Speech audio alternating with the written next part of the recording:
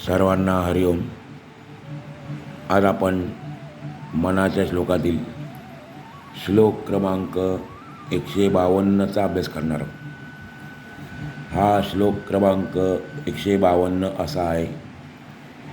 बहुता परी कुसरी तत्वधारा परी अंतरी पाहिजे तो निवाडा मनासार साचार ते वेगळे रे समस्तांमध्ये एक ते आगळे रे. आपण श्लोक पुन्हा ऐकूया. बहुता परी कुसरी तत्वधारा परी अंतरी पाहिजे तो निवाडा मनासार साचार ते वेगळे रे समस्तांमध्ये एक ते आगळे रे. यातल्या काही शब्दांचे अर्थ पाहूया. पहिल्या चरणात शब्द आलेला आहे कुसरी. त्याचा अर्थ आहे कौशल्याने. कौशल्याने. तत्वझाडा. पुढे शब्द आलेला आहे तत्वझाडा. त्याचा अर्थ आहे तत्वज्ञानाचे विवेचन. तत्वज्ञानाचे विवेचन किंवा तत्वज्ञानाचे स्पष्टीकरण. स्पष्टीकरण. झाडा शब्द आपल्या व्यवहारातला आहे. कधी कधी आपण बोलतो बोलताना की तू जे केलं त्या झाडा दे, म्हणजे स्पष्टीकरण दे. म्हणून तत्वझाडाचा अर्थ आहे तत्वज्ञानाचे विवेचन. दुसऱ्या चरणात शब्द आलेला आहे परी म्हणजे परंतु. अंतरीचा अर्थ आहे अंतरंगात, अंतःकरणात, असा अंतरीचा अर्थ आहे. निवाडा म्हणजे निर्णय. हा पण शब्द आपला परिचयाच आहे. निवाडाचा अर्थ आहे निर्णय. तिसऱ्या चरणात शब्द आलेला आहे साचार. साचारचा अर्थ आहे शाश्वत. साचार म्हणजे सत्य. साचारचे दोन अर्थ आहेत, शाश्वत आणि सत्य. चौथ्या चरणात शब्द आलेला आहे समस्तांमध्ये, म्हणजे सर्वांच्या ठिकाणी. समस्तांमध्येचा अर्थ आहे सर्वांच्या ठिकाणी. आगळे. आगळेचा अर्थ आहे शब्दशः अर्थ निराळे, पण इथे त्याचा अर्थ आहे सर्वश्रेष्ठ. आगळेचे दोन अर्थ आहेत, निराळे आणि सर्वश्रेष्ठ. स्वामीजी सांगतात आपल्याला, अनेक विचारवंतांनी अनेक ग्रंथ वाचून चर्चा करून मोठ्या कौशल्याने तत्वज्ञानाचे विवेचन केले आहे, पण आपण आपल्या अंतरंगात जाऊन स्वतःच्या बुद्धीने त्या शाश्वत सत्याचा निर्णय करून जे मूळ तत्व आहे, सार आहे, ते स्वीकारले पाहिजे. ते जे परब्रह्म आहे ते सर्वांच्या ठायी असून सर्वांपेक्षा भिन्न आहे आणि तेच सर्वश्रेष्ठ तत्व आहे. आपण श्लोकाचा पुन्हा एकदा अर्थ पाहूया. स्वामीजी सांगतात, अनेक विचारवंतांनी अनेक ग्रंथ वाचून तत्वज्ञानाचे विवेचन मोठ्या कौशल्याने केले आहे, परंतु आपण आपल्या अंतरंगात जाऊन स्वतःच्या बुद्धीने त्या शाश्वत सत्याचा निर्णय करून जे मूळ तत्व आहे, सार आहे, ते स्वीकारले पाहिजे. ते जे परब्रह्म आहे ते सर्वांच्या ठायी असून सर्वांपेक्षा भिन्न आहे आणि तेच सर्वश्रेष्ठ तत्व आहे. असा या श्लोकाचा आपल्याला थोडक्यात अर्थ सांगता येईल.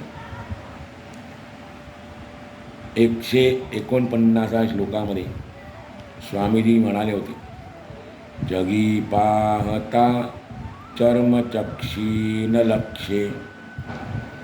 आपण ज्याचा शोध घेत आहोत त्या परमात्म तत्वाचा, आत्मवस्तूचा, सद्वस्तूचा, ती गोष्ट आपल्या डोळ्यांनी दिसणार नाही.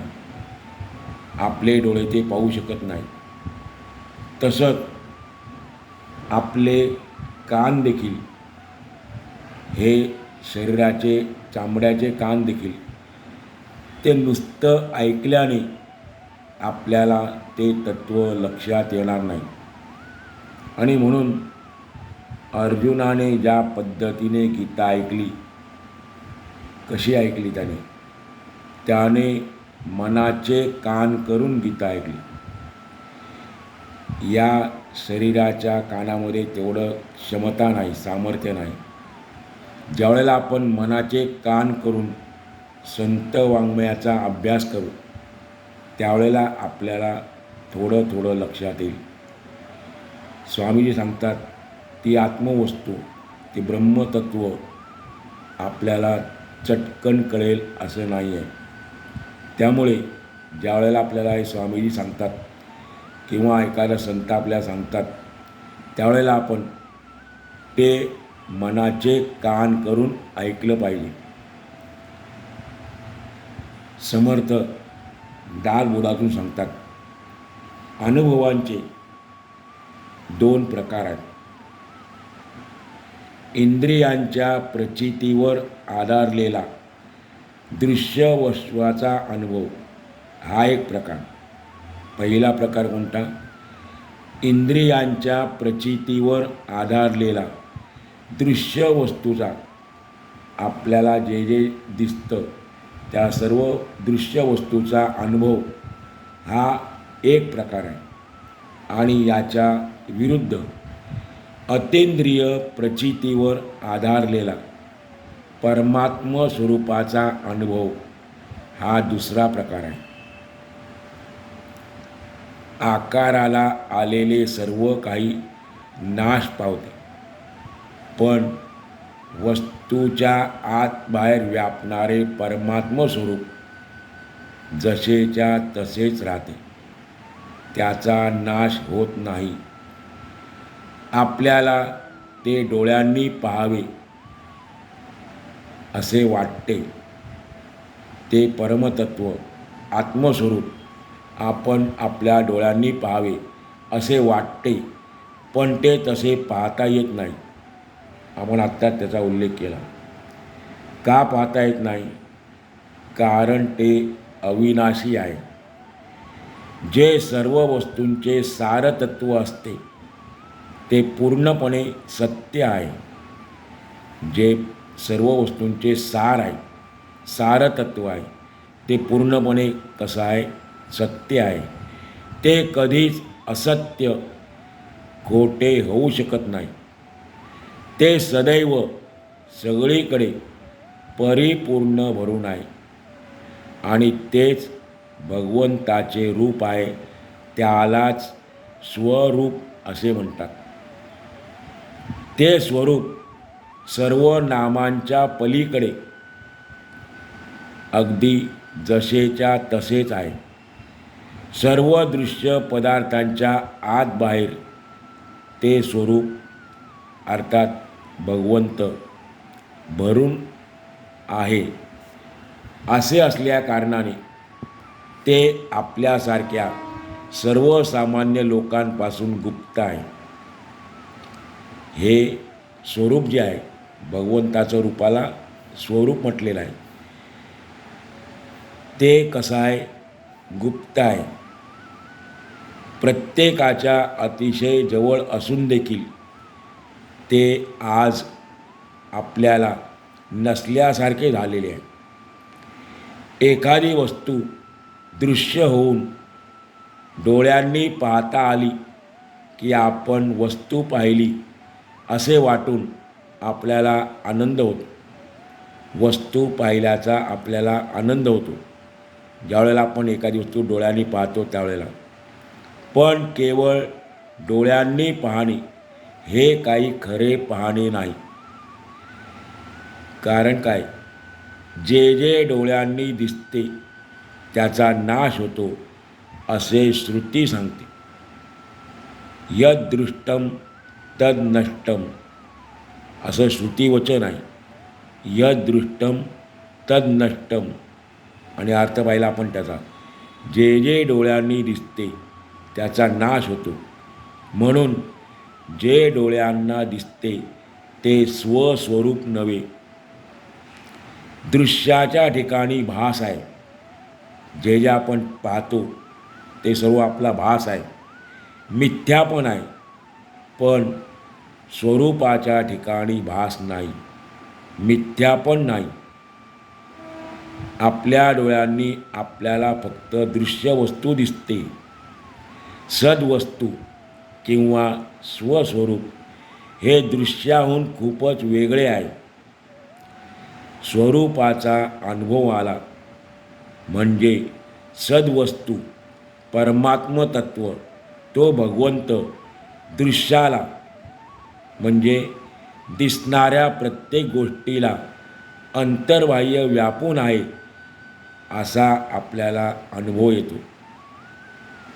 ज्यावेळेला सद्वस्तू आपल्याला स्वस्वरूपाचा अनुभव येतो त्यावेळेला आणखीन एक अनुभव येतो की ते परमतत्व भगवंत प्रत्येक गोष्टीला अंतर्बाह्य व्यापून आहे.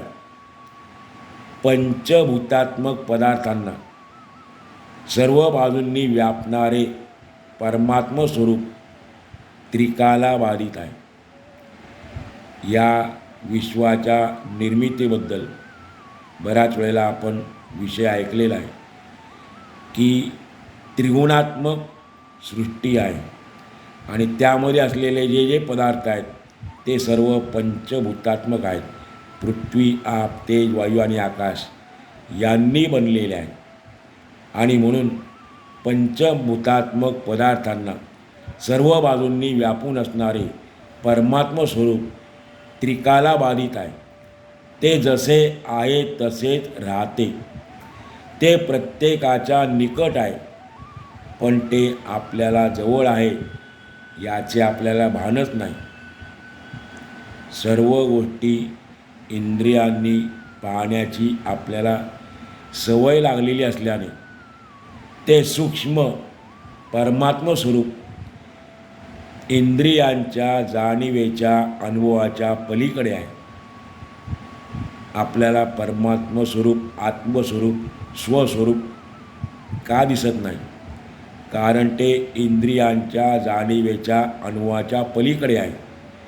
ते आपल्या डोळ्यांनी पाहता येणे कदापि शक्य नाही.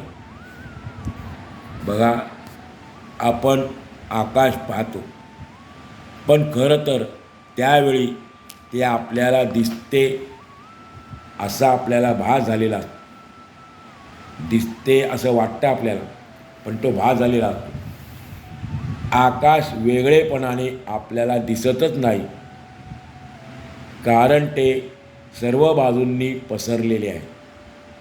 त्याचप्रमाणे तो परमेश्वर सर्व वस्तूंमध्ये ओतप्रोत भरलेला आहे, आत बाहेर व्यापून आहे. अशा प्रकारे सर्व ठिकाणी सर्व वस्तूंना व्यापून असणारे स्वरूप भगवंताचं रूप कसं आहे? भेदरहित आणि समान रूपाने आहे. आणि हे स्वस्वरूप जे आहे भगवंताचं रूप, सर्व ठिकाणी घनदाटपणे भरून राहिलेले स्वस्वरूप आपल्या अनुभवाच्या कक्षेमध्ये आणणे फार कठीण आहे. सद्वस्तू खरोखर निशब्द आहे. शब्दांमध्ये तेथपर्यंत पोचण्याची शक्ती नाही. शब्दांना त्याचं वर्णन करता येत नाही, कारण ते शब्दांच्या कक्षेमध्ये आणणं कठीण आहे. एक वकील होते. एकदा त्यांनी चोरीचा आरोप असलेल्या एका अशिलाला म्हणजे गुन्हेगाराला त्या आरोपातून मुक्त केले. वकिलांना वाटत होते की चोराने चोरी केली आहे ही गोष्ट खरी आहे, पण त्यासाठी त्याने आपले कौशल्य पणाला लावले आहे हे नक्की. आरोपी चोरीच्या आरोपातून मुक्त झाल्यावर वकील साहेब त्याला फी मागू लागले. तेव्हा तो चोर द्यायला तयार होईना. मग वकिलाने चोराला बजावले की तू कुठेतरी धन लपवून ठेवले आहेस, तू चोरीचा माल कुठेतरी लपवून ठेवलेला आहेस. तेव्हा तो चोर शांतपणाने म्हणाला, त्याने अत्यंत मार्मिक उत्तर दिलं. तो म्हणाला, वकील साहेब, तुमचे बचावाचे भाषण ऐकण्यापूर्वी मला वाटत होते की मी चोरी केली आहे, पण आता माझी पूर्ण खात्री झाली आहे की मी मुळीच चोरी केलेली नाही. मग मी तुम्हाला का देऊ बरे? अर्थ लक्षात आला असेल चोराच्या बोलण्याचा. परिणाम काय झाला? वकील साहेब काय बोलणार, निमूटपणे गप्प बसले. सारांश काय? शब्दाने पटवलेली खात्री नेहमीच उपयोगी पडत नाही. तसंच आहे, आपण आपल्या अंतर्यामी खोल शिरून निशब्द स्वस्वरूपाचा शोध घेतला पाहिजे. या सद्वस्तूबद्दल आपण आपल्या अंतर्यामी खोल शिरून निशब्द स्वस्वरूपाचा शोध घेतला पाहिजे. या सद्वस्तूबद्दल, आत्मस्वरूपाबद्दल अनेक विचारवंतांनी अनेक प्रकारच्या संतांच्या विविध ग्रंथांचा अभ्यास करून मोठ्या कौशल्याने त्या परमात्म तत्वाचे विवेचन केले आहे. परंतु स्वामीजी सांगतात, शब्दांचा किस पाडून तत्वाचा पुष्कळ झाडा केला, विवेचन केले, तरी पण तो मनाला पटत नाही. मग त्याचे फळ कसे मिळणार? आणि ही गोष्ट आपल्याला स्वामीजी आपल्याला या श्लोकाच्या पहिल्या 2 चरणातून सांगतात. बहुता परी कुसरी तत्व झाडा, परी पाहिजे अंतरी तो निवाडा. या दृश्य विश्वामधील तत्वांचे जरूर विवरण करावे, पण आपण अर्थात मी कोण आहे हे नीट पाहावे, समजून घ्यावे.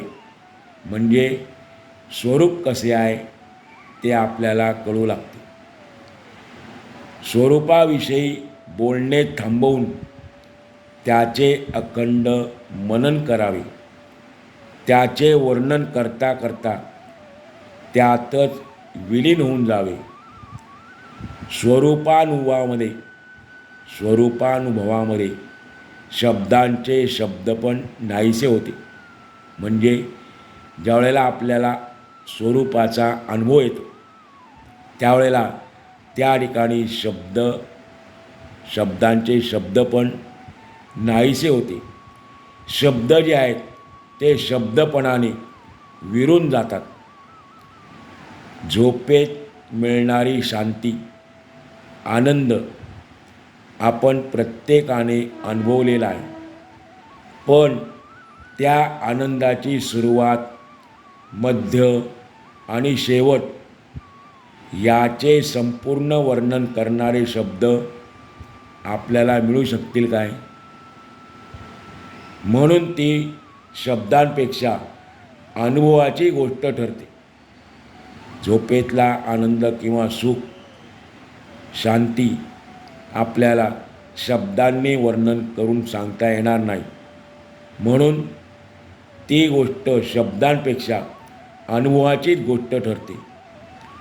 परा, पश्यंती, मध्यमा आणि वैखरी या चारही वाणीचे प्रकार आहेत, वाचेचे प्रकार आहेत.